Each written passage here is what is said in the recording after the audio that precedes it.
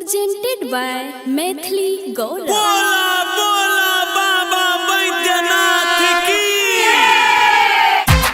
देवर जी, यो देवर जी। हाँ बोला, की कहै छो? कहला सावन के महीना आ गेलै, सब लोग म्यूजिक बाय डीजे विकास। अरे अभी घर में अपने कतना काम धंधा छै, गाँवे के मंदिर में जल ढार ले। हमर बात सुनो, गेरुआ रंग के साड़ी लगता किन के एगो कावर। अच्छा। गेरुआ रंग के साड़ी लगता किन के एगो कावर। शिव जी के भक्त छो देखाय दो अपन पावर। अच्छा ठीक है ठीक है ठीक है अच्छा ठीक है ठीक है अच्छा ठीक है ठीक है ठीक है अच्छा ठीक है ठीक है। इतने डाना तब की? और सुना बोला। सासू जी ले शंख बोला किनबे करके यार। सासू जी ले शंख बोला किनबे करके यार। आरो? गांव भर में बांटबे देव घर के प्रसाद। अच्छा ठीक है ठीक है ठीक है अच्छा ठीक है ठीक है अच्छा ठीक है ठीक है ठीक है अच्छा ठीक है ठीक है। भोला बाबा के बारे में पता छै तोरा? हाँ है, के नहीं जाने छै।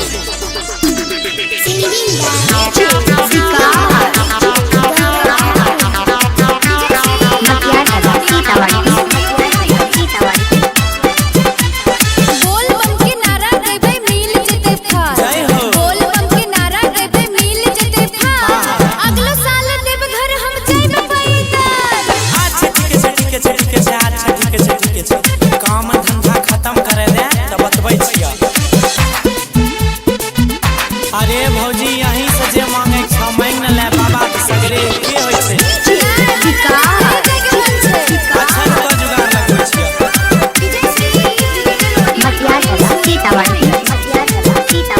भैया संग संग बने छिया सुना। हाँ कहा, हमर आयुष गौरव केला गाड़ी के जोगार। फोन करै छी। हमर आयुष गौरव केला गाड़ी के जोगार। जरूर। कहै छ ममता जे होय जान तैयार। अच्छा भौजी चला चला चला देवा घर। अच्छा ठीक है ठीक है चला बाबा के दर्शन होय जाय। हाँ ई न भेलै बोला बोल बम। बोल बा।